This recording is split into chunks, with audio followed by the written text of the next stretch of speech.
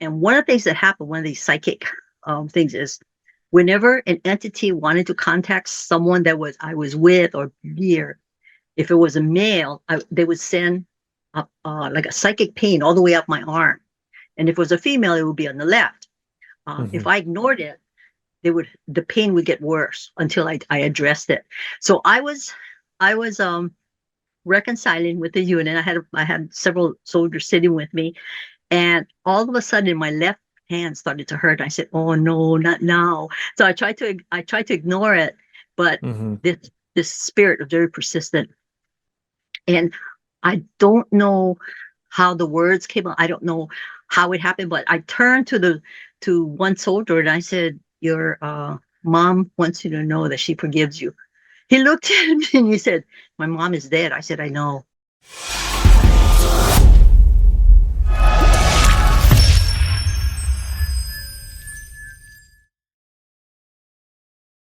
I am joined tonight with a friend from behind the scenes. I'm very excited to welcome Sita onto the show. Sita, how are you, my friend? I'm fine. Thank you, Dennis. Sita Thank you for works behind the scenes. She's a remote viewer out in Hawaii with the HRVG. I've heard Dick talking about Sita from day one when I joined Future Forecasters. I used to see Sita's projects as in the early days when we were first starting up. She used to contribute to the remote viewing sessions. Amazing remote viewer. It's just so great to finally meet you and speak with you. So tonight we're going to have a conversation talking about everything remote viewing and see where it leads us. Okay, sounds great. Yeah, I used to contribute when they had the other guy running the program. And then Hmm. when he left, they never really took my data. So I said, "Oh, I'm just doing this for nothing." So I just stopped. I just stopped contributing. This for the world events. The I world used events, to yeah. do that, and then the crypto. So I just stopped doing it. It's It's fine. a shame. I Um, loved your world events data. I always enjoyed looking at those. I liked it too. It was interesting. Yeah, yeah. Do you still do that on your own? Do you look ahead with world events? No, but that's a great, you know what? That's a great idea. I should do that and then compare, see what they come up with. I think I'll do that. Yeah, it's always a fun experiment to do. I'll tell you, I go in and out of stages where there's times I'll look ahead and then the anxiety gets to me looking ahead and then I have to scale back because it just gets to be too much sometimes. Yeah. Sorry, I'm writing this down. I That's want to, okay. yeah, that's great. I, Thank I you so I look much. forward to seeing those sessions. Yeah. So let's, if we can quickly, if you want to just go over for those that aren't familiar with you, what your role is presently, how you support future forecasting. Okay. Well, I am currently an instructor with the Hawaii Remote Viewers Guild, and I've been instructing there for over 20, almost 30 years now. Um, Future forecasting, I'm a viewer for them using the HRVG methodology, um, and it's thanks to Dick Allgire because he was in the first class, I was in the second, so that was many years ago. Oh, Um, wow. and what happened? I Yeah. I had no idea what remote viewing was until I used to host a meditation group, and they would come over to the house, and we would experiment with different things like ESP. Hmm. Um, psychometry, Hmm. telekinesis, things like that. It was interesting. And then one day someone said, "Hey, have you heard of remote viewing?" And I said, "Remote viewing? No." Um, so I looked it up on the internet, and the only remote viewing course was by Ed Baines, Right. and he was charging a lot of money. And I said, "Well, I can't afford that." But I was curious to see what remote viewing was. Anyway, so then the next week, someone else said, "Hey, there's a guy on the island who's actually going to be doing a an orientation on remote viewing, and he's not charging anything." So I said, "Oh, okay." Uh, so I went down, and it was Glenn and Yana Allen, and they were giving a discourse on what remote viewing was and what it was about, and they were trying to solicit students. So I signed up. So I was in I think Yeah. Yana was in the first class. I was in the second class after Dick. And then we Wow. kind of joined together after you reach a certain point. We all come together. But it was quite interesting. And this is in And the 90s when you were doing this? back in the 90s, yeah. Yeah. I was in the army Army National Guard. So I used to come to Oh, wow. work. I used to come to class after drill, after we'd have Uh-huh. an event, and I'd be in uniform and everything. So we'd have about 40 people in the class, and it Oh, was wow. really, really interesting. I think one of the most eventful episodes that we had, or sessions, was 911. We were Wow. remote viewing, I think 4 or 5 hours prior to the attack on the World Trade Hmm. Center. And the next day, I talked to Glenn, and Glenn said he saw this on TV, and he said, "Oh, is that a movie?" And I said, I don't think so." And then it turned out that, it was the World Trade Center. And then I thought, oh, I need to look at our sessions from the night before, because everybody was off Yeah. target. And when I looked at the sessions, there was remarkable data pertaining to 911. So we actually saw that event happen. Everybody in the class, everyone. I think only one person got the actual target. The target was the Timothy Leary sensory deprivation chamber. Oh, But wow. Yeah, everybody that's, got the World yeah. Trade, the towers falling. We got the Pentagon being attacked, and I thought it was amazing work. So I wrote something. I mean, it was not very well written, but I wanted to capture all of the graphic data that showed up Hmm. in our section work, and there were about 40 of us. We I compiled it. I had to do two series, because there was so much data. But everything from cadaver dogs to the American flag flying in the rubble, it was really interesting. And I thought, now what would we do with this data? What if we told the FBI, hey, for this is going to happen. We don't know when, but soon. I think they would come after us and say, "What do you know about this? What's your involvement?" Yeah, it's a tough thing. There's with the story you just shared, and I've talked to Dick about this too. I mean, there's so many things going on here. Number one, you've got this. You guys obviously went quote off target, right? You had this luminosity event where everybody's pulling in. So that begs the question, like, how does that happen? Why does that happen? Why do you get pulled to that? Do you get pulled to that because it's just such a big emotional, energetic event? Do you get pulled to that for a chance to try to put a stop to it? I mean, what are your thoughts? Let's start there. What are your thoughts on why Well, everybody went to that? whenever there's a huge dip in the signature in the world consciousness, Hmm. there's uh, a lot of they almost the whole planet will be drawn to it. And another example is December 7th, 1941, the attack on Pearl Oh, wow. Harbor. To Yeah. this day, if we cue that as a target, Yeah. most people, even those that are really weak in remote viewing, will capture that information because the signature is so strong. A Yeah. lot of times when that happens, well, what was the other one? It was the world disaster that happened. Oh, Katrina, Hurricane Katrina. Uh, Mm, so the signature line is just bubbling with this energy. So I right. think that's what happened with 911. Everyone was It just pulls you guys to it. it did. It just so our subs, we're not interested in that. Here, this is more interesting, and we end up going there. So Dick does that a Yeah. lot in his session when Hmm. he's drawn to certain things. He'll start on one one session, and then he'll be pulled somewhere Yeah. else, which captures his interest. So, Now, and thinking about that, what's your opinion in terms of as a viewer? Is that something important to do? Should you follow that, or should you try to recognize like, oh, I'm being pulled off target. Let me go back and stay on target. I mean, what's your thoughts on that? while we're viewing, one of the things we cannot or should not do is rationalize what's happening.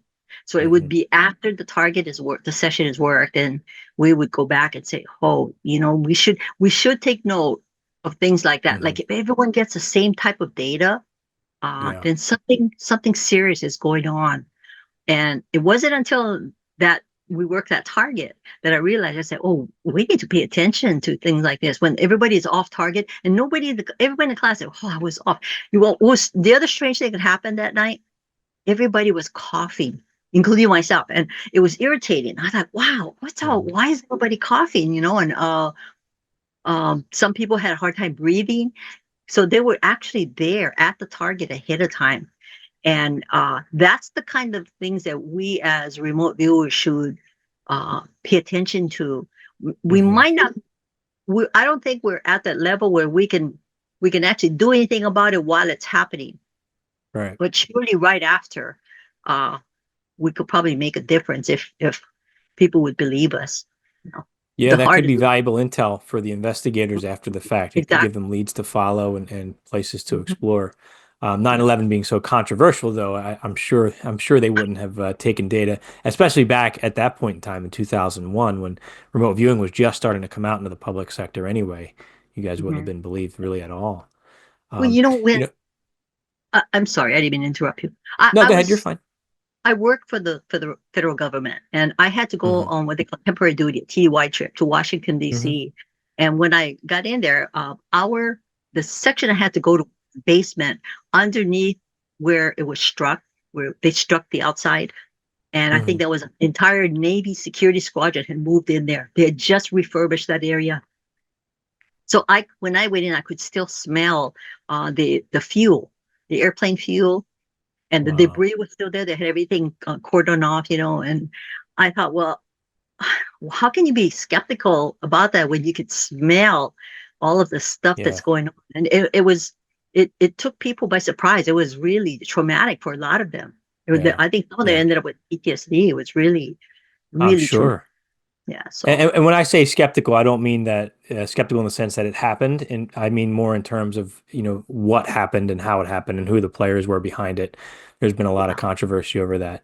But I'm no expert on it. I just know I watched it on TV. I was in the guard at the time as well, and I Oh, remember coming home and packing a bag, and just talking to my readiness NCO, and he just said, "Be ready, Sergeant." I said, "Okay." I went home and packed. It oh, was a what National Guard unit? I mean, what I state? was with I was with Pennsylvania 20th Infantry Okay. Division. I was with the All right. 628th MI Battalion. We deployed a few months later into Bosnia for some Okay. force protection operations. Yeah. Yeah. 20th Infantry. Our unit here in Hawaii is the 29th Infantry Brigade. We actually, when we got to oh my gosh, I'm thinking of this now. When we got to Bosnia, I think it was are they the Strawberry Patch? Yeah, the tarot. Well, they look like, no, no, no. You know what? The 29th Brigade uses their patches like rectangular, and they've got Okay. I think they've got a sword or a cross Okay. sword in the middle. But the strawberry The, patch, that's the that's 24th, 25th ID, right? well, 20, yeah, 25th okay. ID. Traffic 25th. light. They're out of Hawaii as well, right? 25th? Yes, they Because are. we All right. replaced them. We got to Bosnia and they were there Oh, and they were like, "Oh, we're going back to Hawaii now." I was like, "Oh, how nice." I get to go back to Pennsylvania when I'm done.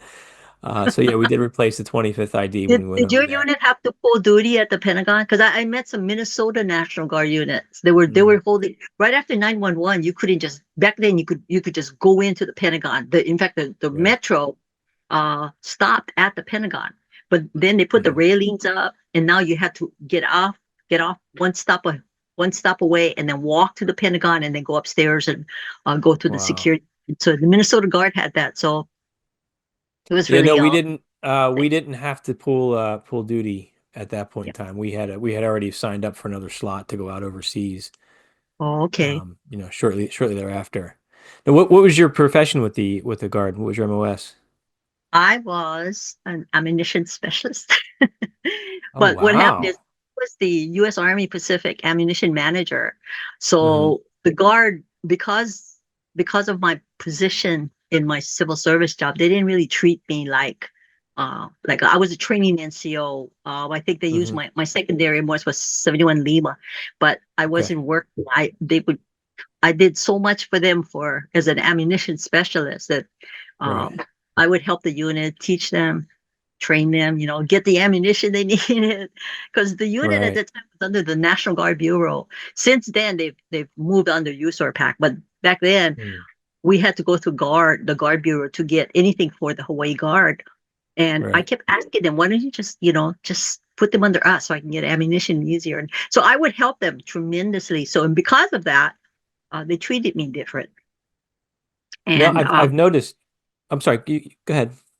No, no, that's right. I was just I've noticed, not to get into a military discussion, now we're trying to talk remote viewing, but I think, one of the things I noticed is that the guard soldiers have such a wider range of experience. Active Army, they've got their MOS, maybe they'll have a secondary, and they're so mission focused on what they've been trained in, and that's it. And you've got these guard soldiers who have these civilian careers and all these life experiences that they bring, which I found really enriched, our operations and what we were doing, because we had these other skill sets that we could reach out and rely on, besides just our MOS, which is obviously, it sounds like that's what you were doing as well.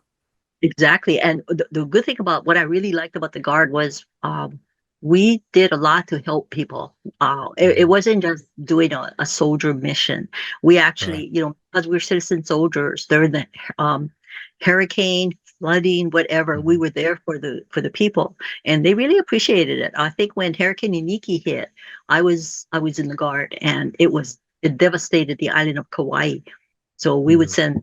send Guardian. It took months to do the recovery operations. But you're right. Most of the people are older, more experienced. Plus, they do that. They did it every time they had a drill or they did their Yeah. annual training.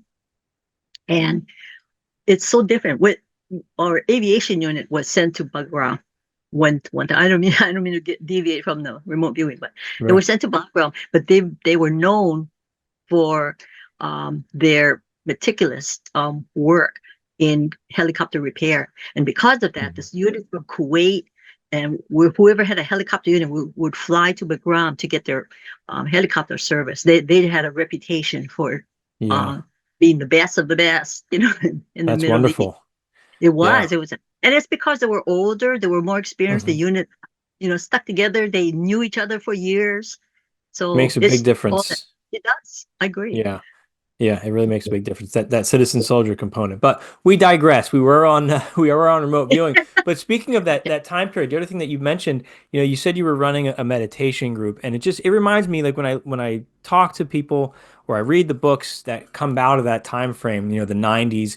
There was that seemed to be such an interest at that point in time where people were going for these meetup groups, because back then it was also the thing you didn't talk about, right? And it was hard to Right. find these groups. There were support groups or the exploratory groups.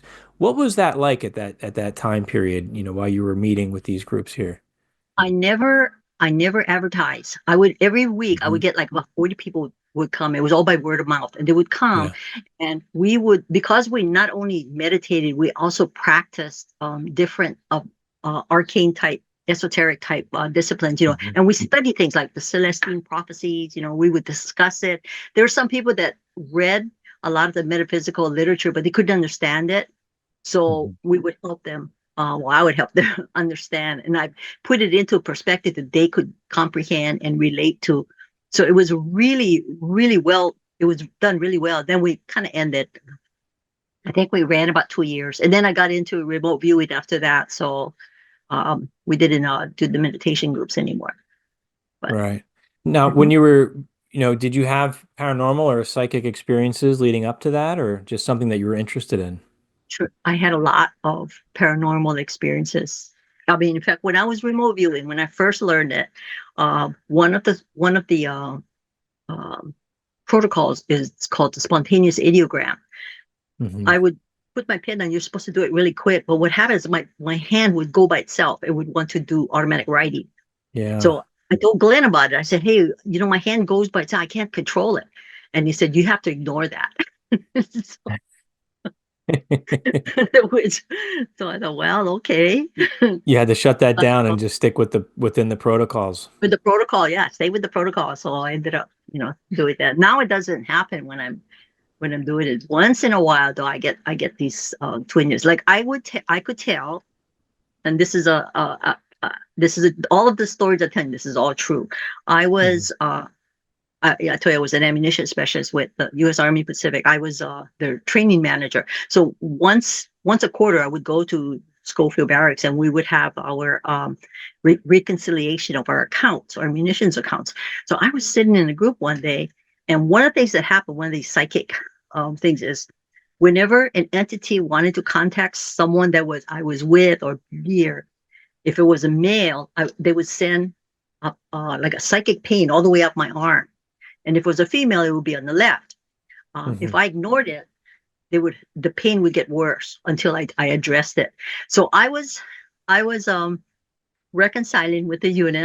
I had several soldiers sitting with me, and all of a sudden my left hand started to hurt. I said, "Oh no, not now." So I tried to ignore it, but Hmm. this spirit was very persistent, and I don't know how the words came out. I don't know how it happened, but I turned to one soldier and I said, "Your mom wants you to know that she forgives you." He looked at me and he said, "My mom is dead." I said, "I know." He said, "That's not funny." I said, "I'm not laughing." And I said, Yeah. "You know what? Just acknowledge it." I said, "Because I have," I said, "I don't really want to explain it, but I have a pain in my left arm. If you don't acknowledge it, she's not going to go away." And Mm. and I said, "Just do it in your head. You don't have to say it in front of everybody. You don't." So he did.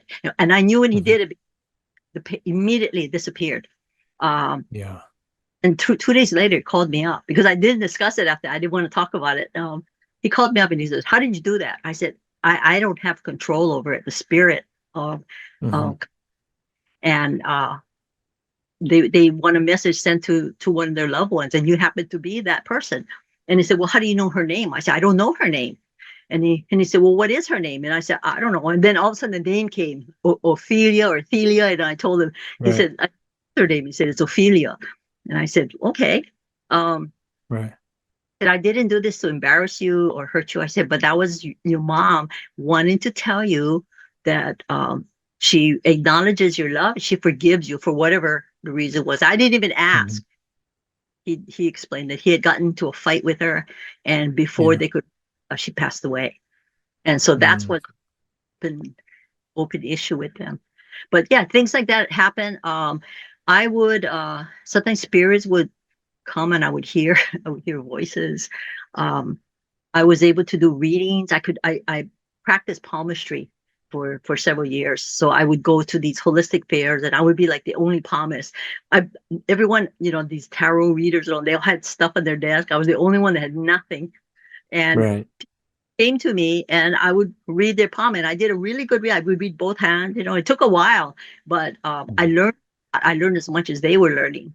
So it was really interesting. And then I got into remote viewing, so I stopped doing a lot of this. Once in a while, I will do a reading for a friend, but Yeah. but yeah, all of these abilities became stronger. Um, so when I started to remote view, they just continued. I mean, Yeah, you anticipated my question there. I was going to say, how did remote viewing impact that? Do you feel you have more control over it now, or? yes, I do actually. Mhm. Yeah. I have to, I had to learn to turn it off, to shut it off, because what happened is Mhm. like I'd be asleep and then my hands would start hurting. This is how I knew that Yeah. this going to contact someone. I had, uh, I had another incident. Again, back I was in the National Guard. This is weird, a lunch hour, and my friend came up. She goes, "See, can you read for me?" And I said, "I don't want to do it now." She goes, "Well, let's go in the bathroom." I said, "Okay." So we went, and I started reading for it, and then a spirit appeared. So she did. I could feel it. We both could feel this icy cold air. Nick, have you ever felt the presence of a spirit Hmm. with Hmm. when it gets icy cold? Well, that's what happened, and I didn't know that she was frightened. So I'm just continuing to read it. I said, "Oh, this woman, she wears yellow. She loves flowers. She's telling you she's happy now. Not to Don't worry about her and all that." At the end, I said, "Well, who was that lady?" And she said it was her aunt. And this woman had a Filipino accent. So she said her aunt just passed away and she loved the garden. No, gardening was her joy. And then she said, "I have to admit," she goes, "you really scared me because her aunt appeared, not appeared, but you could feel Right. change." And the atmosphere changed. And I know I really frightened her, but I didn't have control over that. There's times when a spirit wants to get a message to me, to someone, and then I'd have to kind of guess, like, okay, is this a family member? Is this someone close to me? And sometimes Mhm. it's something mundane, like, oh, fireworks, or Right. one time my cousin, uh I was, again, National Guard. I was on the Big Island. We were checking out one of the armories, and I was with my colonel. And I remember that morning I heard my cousin call me, and he passed away like 3 months before that. And he Mhm. said, And he was Filipino, and he was at Sita, and I jumped up in. I said, "Ajong," uh, and then I didn't hear anything, so I laid back down. The bed started shaking violently. Was started shaking. I said, I jumped up. I said, "What? What did I do? What did I do?" And I was so frightened. I grabbed my uniform, put everything on, and ran downstairs. And I was checking out, but I was at the desk. The two clerks said, "Hey, did you feel that earthquake this morning?" And that's what it was. He was trying to tell me there would be an earthquake. So, Yeah. Wow. He was but giving you that warning for it. it was, yeah. But I guess Wow. in that realm, they can't tell the intensity or whether something is weak or strong, because I think they Hmm. all feel time and space doesn't really exist. So everything happens at once. And maybe that's why for him it was something major. But when it really happened, it wasn't as bad. So Yeah, it was more maybe felt more intense for them. Maybe he picked mhm, up yeah, on the major scare that you had during that yeah, situation, right? He could was be. catching your fear off of that. When Yeah. this first started happening, I mean, how old were you and what was your response when you first realized this was a thing? I was in my 30s when this happened. And Okay. it was after I was diagnosed with cervical cancer. So Mhm. to go through the trauma. And Yeah. this all happened during that time. I became Orthodox Catholic, and I converted to the Orthodox faith. Um, I had so many psychic events happening in my life, everything. While I was going through the radiation treatments, this is going to sound really weird. I could hear the voice of what I call Jesus. I could hear, and Hmm. of saying, "Oh, he didn't speak in Old English. He spoke regular," and but he Hmm. he was gentle. Voice was very gentle, and he said things like, "Why do you feel sorry for yourself?" Because I was traumatized. I was really frightened and everything. He said, "Why do you feel sorry for yourself?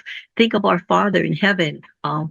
How deep is your love for Him?" And every time I would get upset, that would come by. It would say that, and I had to look at myself and say, "Okay, I'm being selfish, I'm not thinking about others, and look at me, But that that helped me a lot. And then I would be sound asleep, and he'd be talking to me, and I would have vestiges of the dream or whatever it was.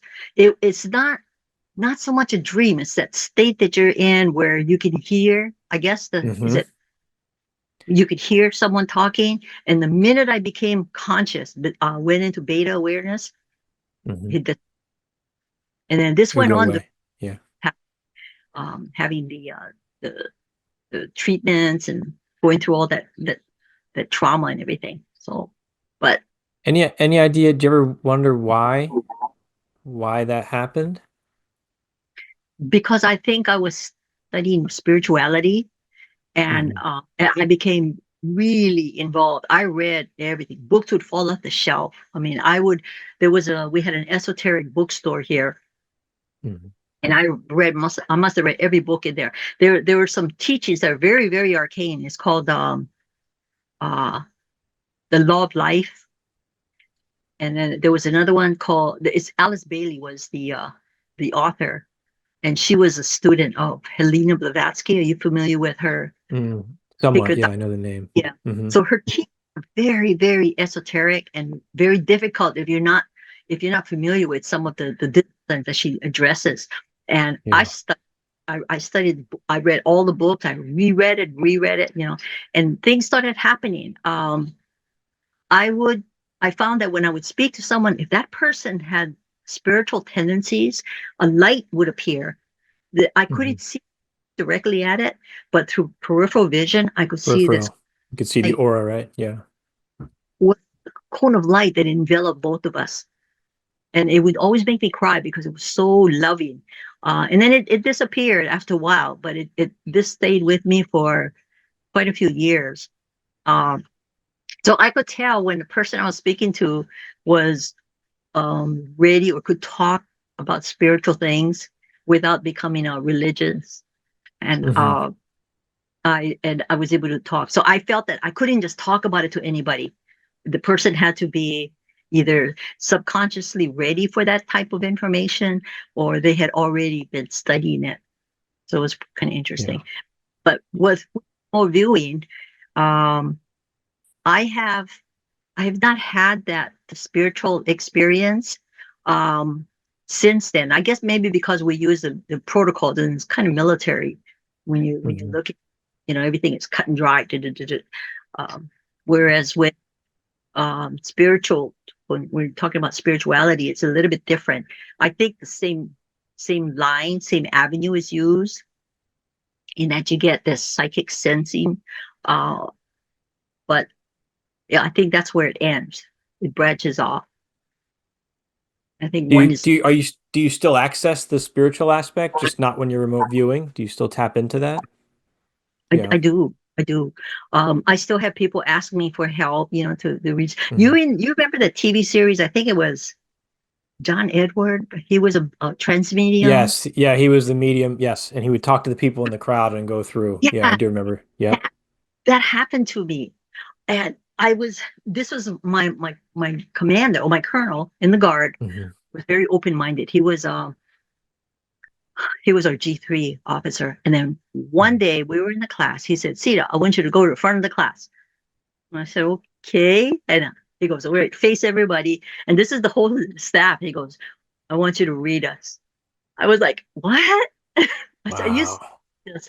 I want you. And I stood up to the challenge. I really did. I was like, oh man. I said, okay, I'm just going to tell you first thing that comes to my mind.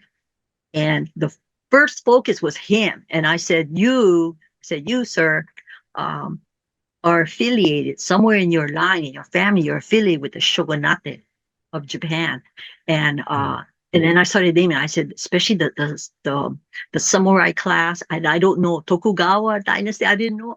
And and then I went around the room and just bits and pieces, not Hmm. everybody, but some of them. And at the end, I said, okay, you guys have to give me feedback because I don't know if what I saw was the truth. And Right. sure enough, the colonel said, yeah, I've always been interested in the shogun, the Japan shogun. He said historically he's always had that interest. I think that's what he did his studies on at the CGSC. So I was fascinated, and it kind of confirmed what I was seeing. So whenever I used to read, I would always ask them for feedback, and then I always tell them, "Don't believe anything I tell you." I said, "Unless Right. this is a truth, don't I'm seeing what I'm interpreting Right. pertaining to you." And I said, "But don't believe anything I say. I want you to find out for yourself if this is the truth." And every one of them did that. Everyone. I had this woman come to me 4 years later and tell me all of those things that you saw have come true. I was like, 4 years, wow. Because Wow. That's amazing. I noticed that I can only see up to a certain point in time, just like remote viewing. You can only see, Hmm. uh, supposedly you'd be able to see in the far future, but we're most effective when we're doing 90 days out, 90 days Yeah. ahead, 90 days behind. I mean, we can see other things, but I find that the strongest signature is when we're in that time frame. Why So do you I think think that that is? maybe because of the weak signature line as we go farther back in time, unless it's a major event like the Hmm. burning of Rome, the burning of the Alexandria Right. Library. I think those were major events that happened in the world, and it affected everybody. Yeah, Uh, those large emotional spikes. yeah, yeah. I think, and then for the mundane things like I don't want to say mundane, say Right. maybe not the strongest signature. Like example would be the assassination of Abraham Lincoln Hmm. when Booth killed him. The signature was there, but it wasn't as strong as had it been like D-Day or December Right. 7th. Hmm. So, Or even like a and JFK, which at that point exactly, we it had, did had a as the very press gets strong, better, it spreads around the world and more people yeah. can see it and have access and contribute emotionally to it. So I believe that, people have tried prayer for humanity, this peace Hmm. prayer that goes around the world. I believe Hmm. that is effective because you're actually tapping into the subconscious of the world's psyche, Hmm. and I believe that it would work. You remember there was this Japanese, I don't know if it was a researcher. He did the water forget it, Hmm. Imato. Yeah, he wrote love and hate on the, and he Yeah, froze yeah, it, and it would have beautiful crystals versus the deformed yeah, ones. yeah. Yes. I Yeah, believe that's that. very I believe powerful. as we will it, it happens. So Well, what I looked at when one of my writing projects, I pulled in the work of Cleve Baxter, who found primary perception with the right. plants. And the Okay. plants are picking up on just the human signal that's coming out all the time. Well, I'd say the signal all around. It wasn't just humans that he Hmm. was looking at. He had brine shrimp at one point that got dumped into a Yep. pot of boiling water, and he had it randomized too. So he left the building. He created a random timer, so he didn't know when it was going to get dumped in, and then it recorded when the shrimp got dumped into the boiling water, and the plants simultaneously spiked because he was trying to show, like, he was removing the human element from it to show that the plants are just constantly communicating and monitoring. Yep. And with that, yeah, and with that signal, I mean, I think we certainly do have the I, ability to influence. mhm. You remember? I think they were talking about cracking eggs. How Mm. the plants would react when they put the egg in the frying pan. I It don't it was remember that part. it was shaking like. I I do read. remember that in the documentary The Secret Life of Plants. And you can find it on YouTube. It's mind blowing. They had Yeah. this one scenario where a line of scientists, there were these two plants, and a line of scientists walked through and they all greeted the plants. And then one scientist at the end destroyed, like brutally ripped to shreds, one plant, and the plant next to Oh. it creates this crazy screaming signal because they had it hooked up to for audio as well. And then they left the room, and then they paraded a bunch of people through again in a different order. And when that Uh-huh. scientist that destroyed the other plant came back, the other plant remembered, and the signal went up again. I mean, Wow. showing that level of intelligence there it was a fascinating study, Uh-huh. and it wonders, like, well, where did that go? Why aren't we learning about these things in school? Mhm. I agree. I think we could learn a lot from the nature kingdom. I really do. Yeah. And things like that is a profound impact on our world, on the collective consciousness of our planet. Yes. So When you recognize, yeah, that you're communicating beyond the five senses, yeah. I mean, that's a major realization to come to. Mhm. And I think that's what remote viewing does. It's a stepping stone to other sensory data that we might be able to make an impact in the future at some point. I hope anyway. Um, but it's a tool, What, just yeah. like other things, like extrasensory perception. Yeah. I'm sorry, you cut out for a second, but how do you see remote viewing, or how would you like to see remote viewing being used, in the future? Well, I'd like to see it used for good. You know, Mhm. um, we see something or before a disaster happens, we view it and we're able to stop that event from happening or thwart it, move it to Yeah. something less intensive or damaging.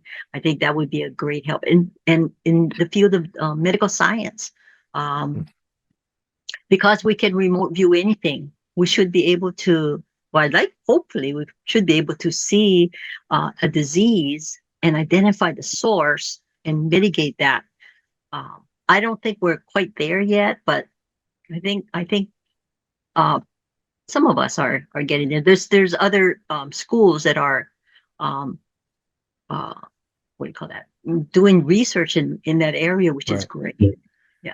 So Yeah, hopefully we can. I agree. There's so much potential if we had remote viewers employed in all of these Mhm. different professions to Right. try to, I mean, I was listening to one of the Stargate viewers recently, it might have been Skip Atwater, and his remote viewing is designed to answer a question.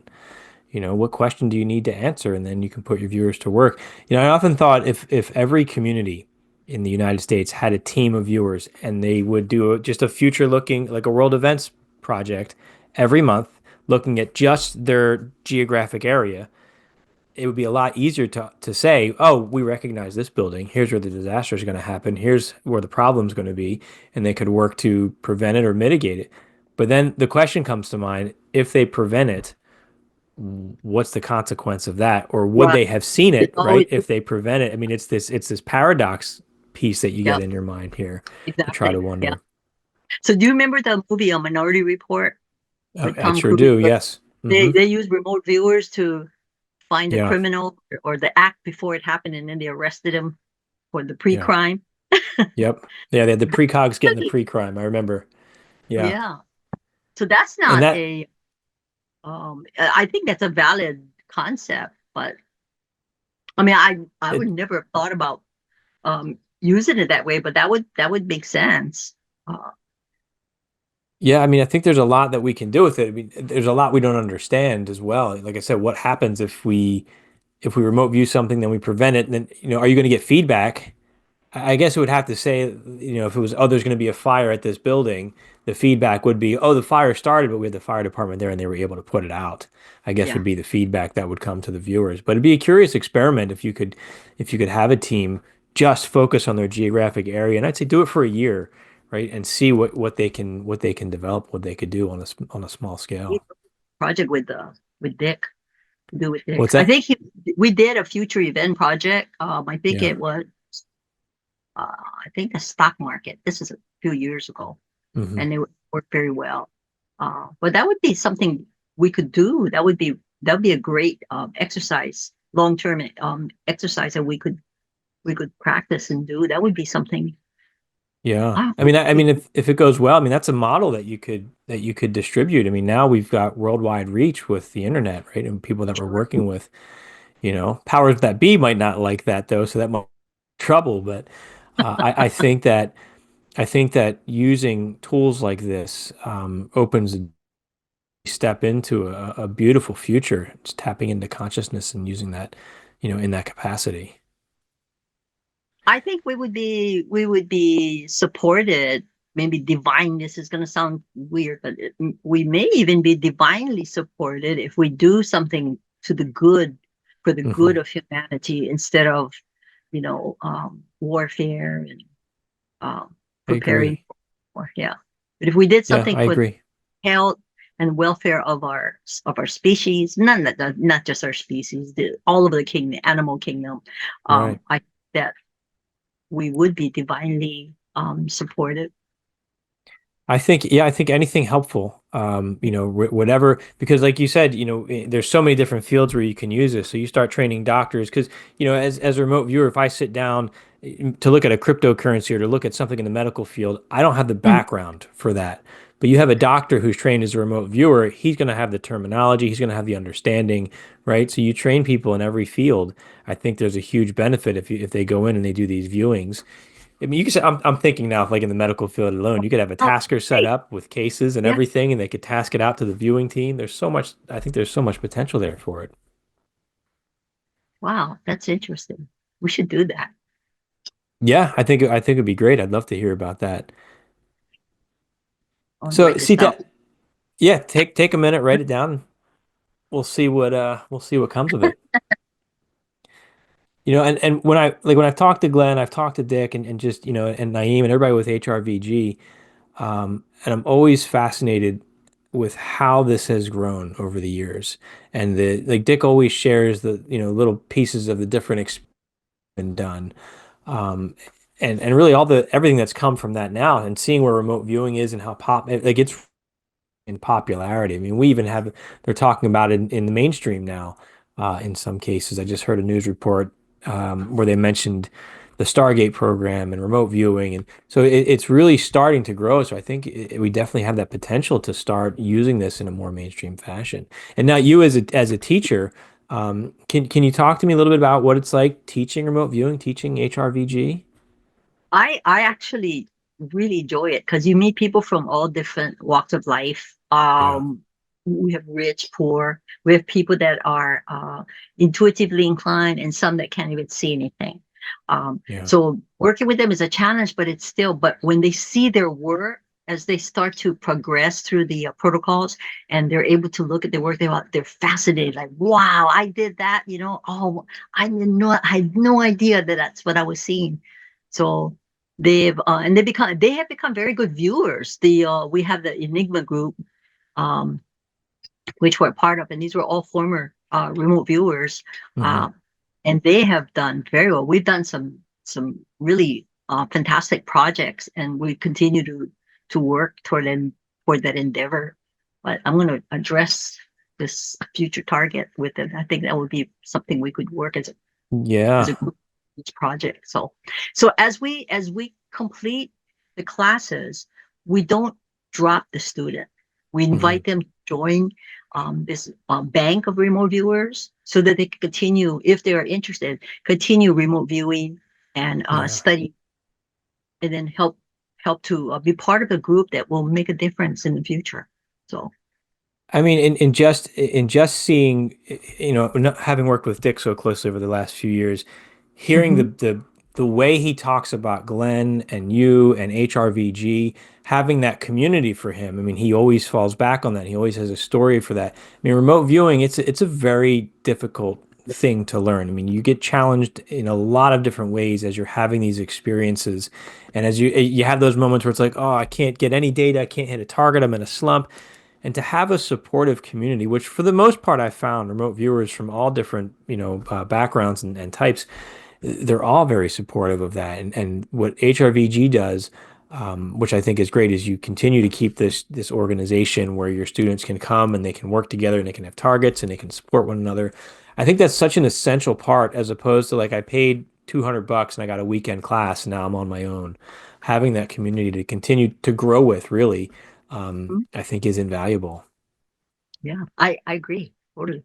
Yeah. We've had, HRBG has come a long way. We Mm. When we started out, people didn't believe us, didn't believe Glenn was in the military, and we were attacked really several times through the Yeah. year by skeptics. We did some sessions for the great Randy, I guess, that skeptic, and um, we've actually got burned doing some of this because a skeptic, you can't change a skeptic's mind. They will Mhm. always find they will always Right. find reason for Right. that to happen, not to happen, or whatever. So we learned through the year that we just pick and choose now. And now that people know us, back then they didn't know who we were. They kept saying, "Well, we you don't they're not really remote viewers." And one of the interesting things about we're one of the few remote viewing um, programs or schools that teach visuals. We work on visuals. Oh, We invite that. We invite the students to get their visual eyes, right. and some of them really really love it because they're able to see things they would not have otherwise known, and it Yeah. teaches a lot about themselves. So it's self.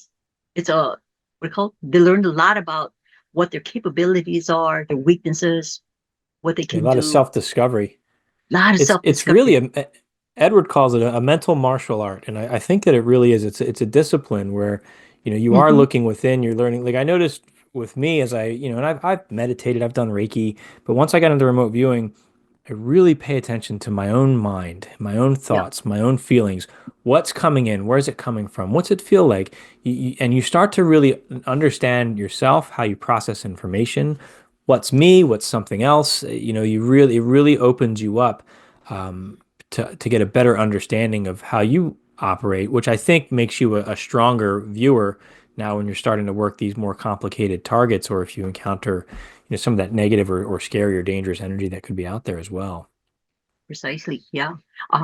One of the byproducts of remote viewing is it does make you more intuitive. You become more psychic, Hmm. whether you want to or not. And Right. I had an incident just the other day when I was driving my car. I was I was thinking, oh, I should call Karen, my niece. And I said, oh, I should call Karen. And the minute I thought that, the phone rings, and it was her. And I said, that's funny because I Wow. was just thinking about calling you. She said, well, I was thinking about calling you. So Yeah. you become more in That tune. happens to me a lot. Yeah, and people I work closely with. Yeah, Because I work in education, I work with students who end up, moving towards crisis and emotional challenges. So it's a very emotionally charged environment that I'm in at times. And I find that's a great opportunity to really refine your intuitive abilities. It's also draining and exhausting. I don't recommend it for anybody who's not up for a big challenge. But I find that I fall in sync with a lot of my colleagues because we're so emotionally focused on things at times that we finish each other's thoughts. We understand what's going on. And same thing, like, oh, I should call so and so, and then I get a text message from them. It's oh, yeah. it's neat how everything just opens up, the more you work with this stuff. We had a teacher. He was a psychology teacher, but he also taught special education. Mhm. Oh, And that's my background. Yeah. Oh, really? Well, Hmm. he tried an experiment with his students that were mentally challenged. He Hmm. decided to teach them a little bit of remote viewing. And he said what happened was it changed their outlook. He said they were attuned. They, some Hmm. of them get very aggressive. The aggression stopped. The parents Yeah. came up and said, "What are you doing with my child? Because they're different. They're more focused. They're more quiet. They're more docile." And it was because he was teaching them how to channel that mental Yeah. energy, and it helped tremendously. I've talked to a few other viewers who have worked with children, Hmm. and the results have all been very, very positive with that. And then I don't know if you've looked at the or listened to the telepathy tapes that just came out. Have you heard about this podcast, the Telepathy Tapes podcast? Is that yours? No, no, but it was the number one podcast. It outranked Joe Rogan for a few weeks as well. And the it's I was in tears listening to this because what it is they're working with nonverbal autistic children. And Oh, okay. what they have found is that they are 100% telepathic. They don't speak with their words, but they're reading their family's thoughts. And they develop tests, validated scientific method tests with credible people. I think some people from the what is the Institute of Noetic Sciences were chiming in. I Mhm. can't remember the names now, but some big names.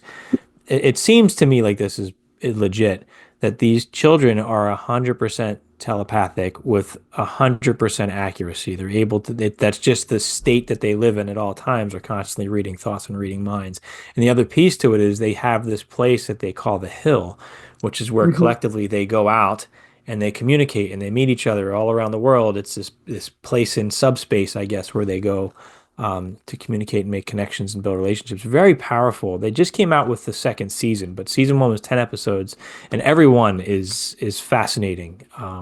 It really, and it makes me think, like, are we really, with that coming out right now? We've got remote viewing doing so well. UAP stuff, they're talking about psychics now, which, hey, they're still talking about psychics. That's great. So it really seems like we're stepping into an era where there's so much potential for growth and awareness of these intuitive abilities. It's very exciting. Yeah, agree Yeah. very much. So thank you for that. I got to check that out. That sounds Y- really interesting. Yeah. Yeah. Everyone I've spoken to in the remote viewing community is equally, moved by it. It's a very powerful thing to listen to because the way they describe, as I was listening to it, the way they describe psychic information happening, it's at a minimum, it was if it was fake, they spoke to psychics. I mean, it sounds very authentic in the way they're describing how these kids are getting information and the perceptions. Doesn't sound like something someone in Hollywood just made up and said, "Oh, I think their eyes rolled into the back of their head." You know how Hollywood does things. So they just sound authentic when you listen to this tape. It's a beautiful thing to listen to. Wow, that is Yeah, interesting. Thank you. yeah, Thank you for sharing that. yeah, Okay. absolutely. So I know we've now, Sita. It's fascinating hearing your background and with teaching with HRVG. And I just want to point out, you mentioned like you have some people that are very intuitive, and then you have people who've never had a psychic experience in their life, and Oh, everybody can learn to do it with remote viewing. yeah, Oh, you froze for a exactly. second on me. I'm sorry, but yeah, Yeah. so just anybody can come and learn, right? Yes. Do you find there's a benefit for whether you have intuitive experience or if you've never, I mean, is one seem to do better than the other at a point in time? Not necessarily. Now, the ones that are intuitive pick up faster, Mm, especially with the visual. They could see things faster because they're using those skills. But the ones right. that haven't, I like the ones that are a little bit skeptic because when those are the ones that they're so their mind is just blown Right. when they start to see Yeah. what they're capable of doing, and those are my favorite ones because they um the enthusiasm that they have all of a sudden is elevated, and it's just they'll stick with the course, and it's really Yeah.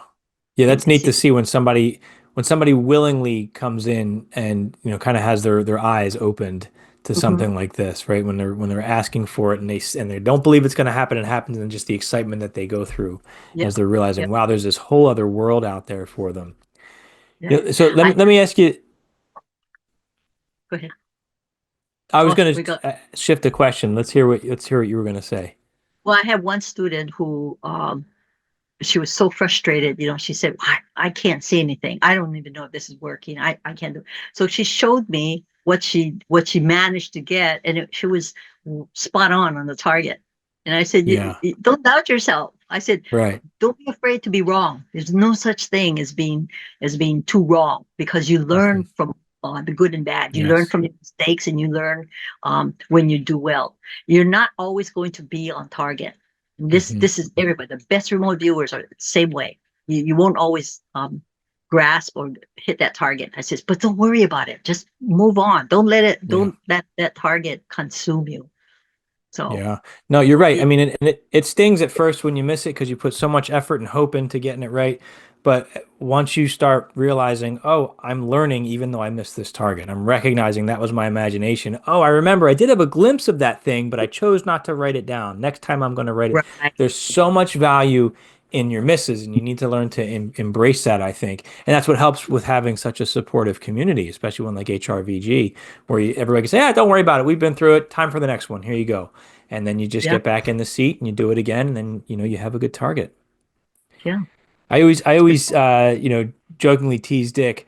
I always say for Dick, whether he's on target or off target, no matter what, it's going to be a great show with Dick because he's such a Oh, great personality on camera. If he has a great session, everybody hears it because he's so excited and he's talking about it. I And when he has a horrible session, just watching him complain and get mad, it's so great to see too. He always gives somebody a good show with it all in good know. fun. Does. Well, he used to be an anchor on one of the Yeah, popular TV stations here. So yeah, he's got that gift of he does. communication. So he was Yeah. at the IRBA conferences. He would always speak for HRVG, and he was such a dynamic speaker that Mhm. it fascinated everybody in the audience. It was like, whoa.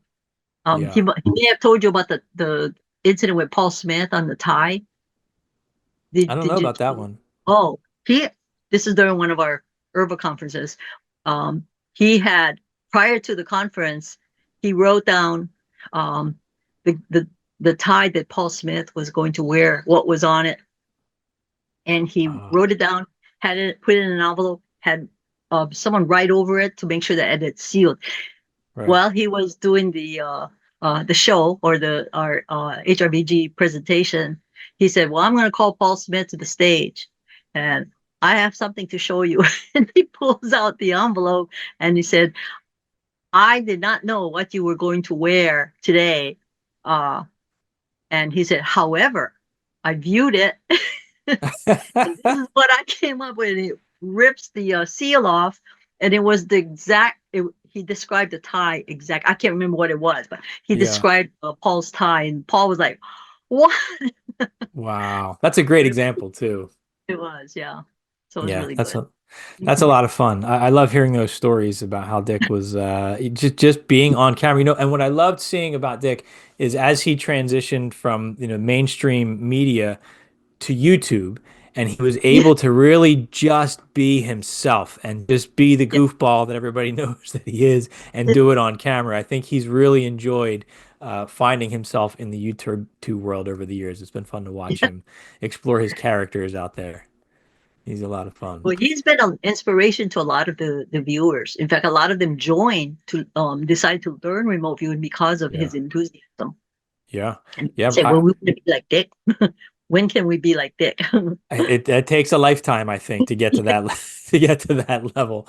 I remember watching him at Farsight though, and then when I got asked to join the team, I'll never forget. I answered my phone and it was Dick. He's like, "Hi, Dennis. This is Dick Allgire. I would love for you to come work with." And it was just blown away. It was like meeting one of my role models who's asking me to come be a part of the team, and he's just such a great guy all around. I think we're lucky yeah, to have yeah. him share his gift with everybody. Yeah. He's a Sita, good singer.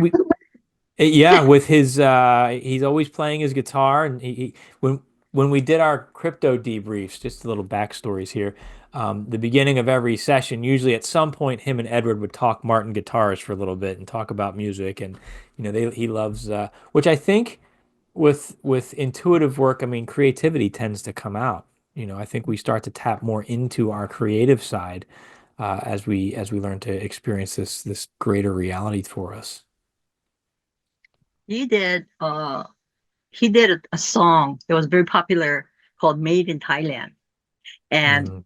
when he used to go to Thailand frequently, so during one of his trips, he sang for this group, and he said the people they just went crazy because he sang it in Thai, Oh, and wow. we were so impressed by his enunciation and everything. But Yeah. we loved it. It was very entertaining, and yeah, I I think remember the, is he he's going going to Korea. back? Yeah, Oh, Korea now. I mean, the last time he was in Thailand, this was 2019. It was right before COVID officially came out. right. And because we were doing debriefs then, and he was like deathly ill in Thailand.